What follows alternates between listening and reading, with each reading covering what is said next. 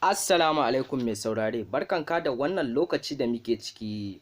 Sannun mu da jimurin sake kasancewa a cikin wannan tasha tamu mai albarka mai suna Rayuwa Top TV. To turka shi dai ana ta tunanin dai Dr. Nasiru Yusuf Gawuna wanda ya fito takarar neman gwamnan jihar Kano. Ana ta kishin ɗin tabbas zai koma jam'iyyar nnpp, jam'iyyar Abba Gida Gida, wanda ya samu damar lashe wannan zaɓe na 2023. To amma dai mai saurare, idan wannan ne zuwanka a tashan nan na farko, muna roƙonka da ka daure ka danna mana subscribing, kana ka danna alamar ƙararrawar sanarwa, domin ta haka ne kawai za ka dinga samun labaranmu akai-akai a duk inda kake a faɗin Najeriya da duniya ma baki ɗaya. Mun gode mai saurare. Gaskiya wannan abu da yake shirin faruwa, mutane da yawa suna ta cece kuce a kai na cewa wannan abu duk faɗe ne, ƙarya ne. To amma dai har yanzu dai ba a tabbatar da wannan abu shin tabbas zai faru din ba ko ba zai faru ba.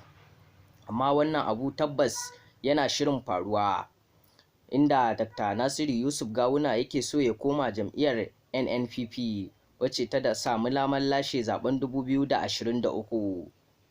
Inda mai gidansa wanda ya tsayar da shi wannan takara, Dr. Abdullahi Umar Ganduje, shi ma ko da ya ji wannan labari bai ji daɗin wannan abu da yake shirin faruwa ba. Amma dai injiniya Rabi'u Musa Kwankwaso ya bayyana, ya ce tabbas Dr. Abdullahi Umar Ganduje, inda Dr. Nasiru Yusuf Gawuna ya ci gaba da zama da shi, zai bata mai suna, kuma sannan zai bata mai hali, saboda Dr. Nasiru Yusuf Gawuna mutumin kirki ne. Amma dai mutane kuma suna cewa babu wani, wannan kawai injiniya Rabi'u Musa Kwankwaso kawai dai ya faɗa ne dai kawai dan dai yayi wa dai Dr. Abdullahi Umar sharri, Dr. Abdullahi Umar Ganduje sharri.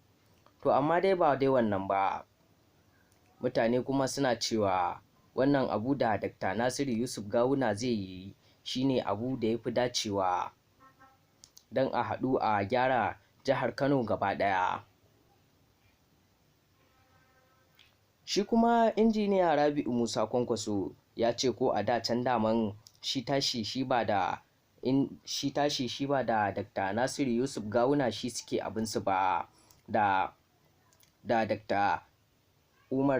Abdullahi Umar Ganduje suke rikicinsu, saboda Dr. Abdullahi Umar Ganduje gwamnan jihar Kano tun ba yau baya mai wani butulci, don ko a takarar da Dr. Abdullahi Umar Ganduje ya tsaya, ba kowa ne a lokacin ya shigo da shi cikin siyasa ba, sai injiniya Rabi'u Musa Kwankwaso.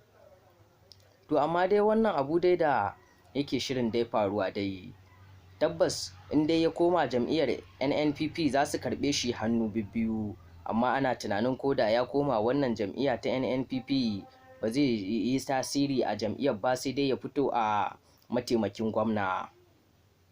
To duk da dai ma yanzu zaben dai so ake dai, har yanzu dai ana cikin dai kotu dai, har yanzu ba a zartar da wani hukunci ba, inda Dr. Nasiru Yusuf Gawuna ya fito ya magana da kansa, ya ce in shi suke yi su bawa Allah kawai.